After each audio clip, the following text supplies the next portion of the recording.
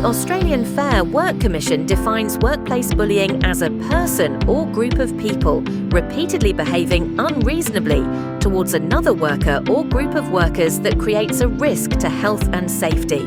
Repeated behaviour refers to the persistent nature of the behaviour and can involve a range of behaviours over time. Unreasonable behaviour refers to behaviour that a reasonable person, having considered the circumstances, would see as unreasonable, including behaviour that is victimising, humiliating, intimidating, or threatening. Examples of workplace bullying include behaving aggressively or intimidating towards others, unwanted teasing or playing practical jokes, pressuring someone into behaving inappropriately, excluding someone from work-related events, groups, conversations, deliberately withholding necessary work-related information, resources, giving incorrect or false information, unreasonable work demands and victimization. Let's see an example. Steve is an apprentice at the mechanic's garage. Beth, the manager, swears at Steve daily and criticizes his work sarcastically in front of other workers. Beth's behavior would be considered bullying. Workplace bullying is not always overt or openly hostile. It can take more subtle forms, including gaslighting, where the bully engages in abusive behaviors but then denies the abuse. The goal of gaslighting is to make the victim of bullying doubt their reality and experiences. Subtle types of workplace bullying can include deliberately excluding people from conversations, decision-making, or work-related events, purposely ignoring, disregarding, or avoiding someone, such as forgetting to invite them to work meetings, concealing or distorting information to achieve their goals, feigning ignorance, changing the subject or cancelling meetings to divert attention from an issue, emotionally manipulating people by using shame or guilt to cause feelings of inadequacy, undue responsibility, or unworthiness, undermining someone's work to hamper their progress or ability to succeed, pitting people against one another to create a competitive, divisive environment. So what type of impact does bullying have on someone?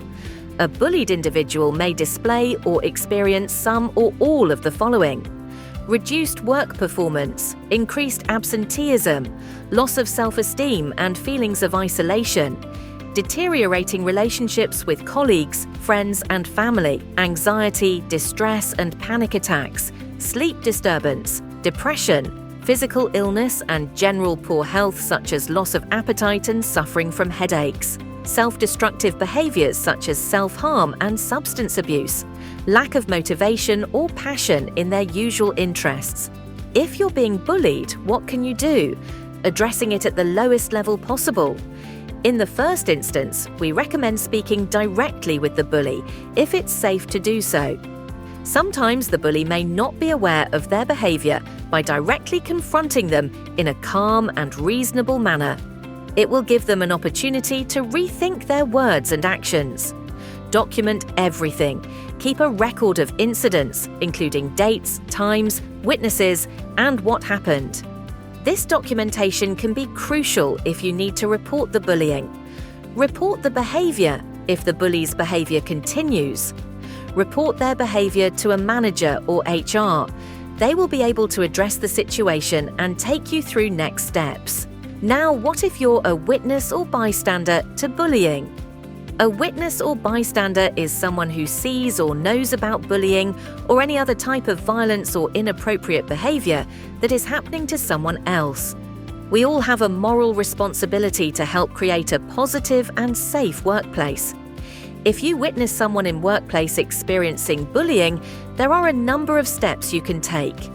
Find a short and clear way of expressing concern or disapproval. This helps you avoid getting embroiled in a lengthy, teachable moment or humiliating the other person. It simply identifies that the comment or action isn't okay for the person engaging in the behavior and for those observing it. Examples of a calm but direct confrontation: "Hey, that's not cool. That's too far. We don't say or do that here." Check in on the victim and offer support, assuming it's safe to do so. Check in and see if there's anything you can do to support them at that moment. This can include taking them away from the environment, listening if they want to chat, having them go for a walk or a breather, encouraging them to speak to a manager or HR. Remind them of their options if they are not comfortable confronting the bully themselves. Encourage them to report the behaviour to a manager or HR. We also have Employee Assistance Programme, EAP, for support. You also can access further information such as the Fair Work Commission, Australia Human Rights Commission and WorkSafe. In the instance where bullying is violent or physical, immediately call the police on 000 and notify a manager or HR. There's no one-size-fits-all approach, so your response will depend on the victim. What's been witnessed, the number of people around and other factors. Seek assistance or guidance from your manager or HR if you're unsure of how to respond. Here's something for you to think about. By not taking action against bullying or any type of inappropriate behaviour, you're passively supporting it, which can be just as harmful as the bullying and behaviour itself. Sometimes it can be hard to tell the difference between bullying and playful teasing in the workplace. Here are a few things to consider if you're unsure what you're seeing or experiencing may be bullying or playful teasing. The victim's reaction. Are they looking uncomfortable, tense, or upset?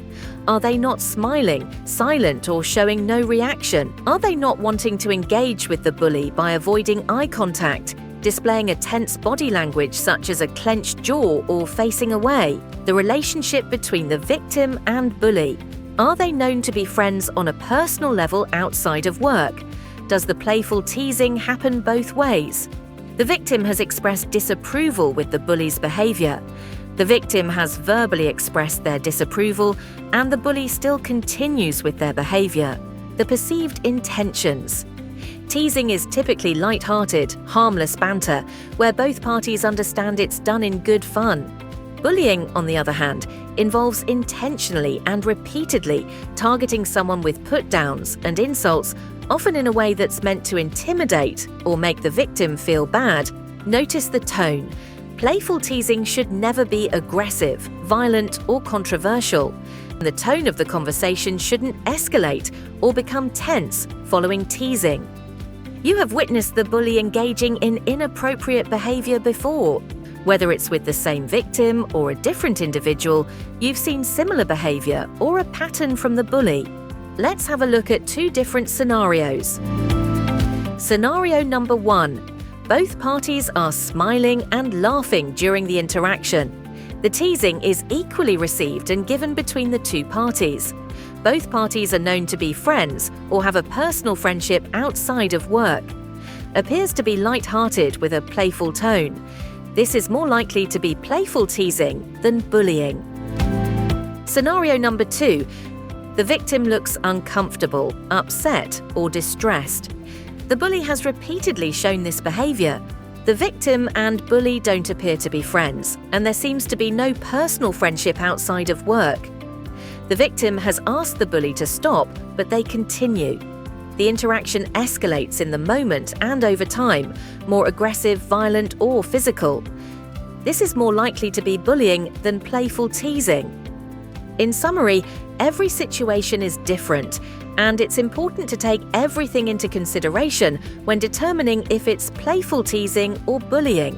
For example, someone who is being bullied may appear to laugh or smile along to avoid confrontation with the bully, but they are showing other visible signs of discomfort and distress. This may lean more towards bullying. The line between bullying and playful teasing can be very blurry, so if in doubt, seek assistance from your manager or HR. What's not workplace bullying? Not all behaviour that makes you upset or anxious at work is considered bullying. Reasonable management action done in a reasonable manner is not defined as workplace bullying. For example, your manager or supervisor giving you feedback about your work performance and behaviour, being on a performance improvement plan, PIP. If you have been underperforming at work, your employer is allowed to transfer, demote, discipline, counsel, retrench, or dismiss you. Your employer can decide not to promote you. Occasional one-off incidents in the workplace, for example, someone loses their temper, shouts or swears. Let's see an example. Charlotte works as a medical receptionist. She made a few mistakes with booking appointments and record keeping, so the practice manager has been meeting with her set out a performance improvement plan to get her to perform the expectations of the company. This is a fair and reasonable way to address performance and behavior, and would not be considered bullying.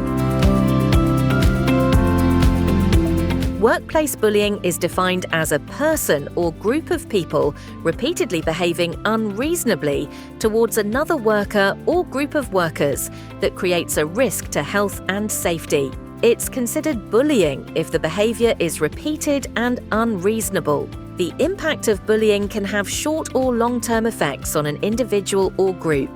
If you're being bullied, you can address it, document everything and/or report the behavior.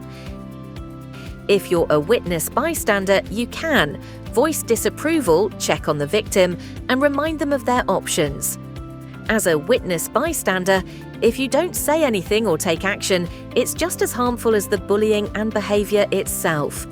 The line between bullying and playful teasing can be very blurry, so if in doubt, contact a manager or HR. Not all behavior that makes you upset or anxious at work is considered bullying, so it's important to consider the context.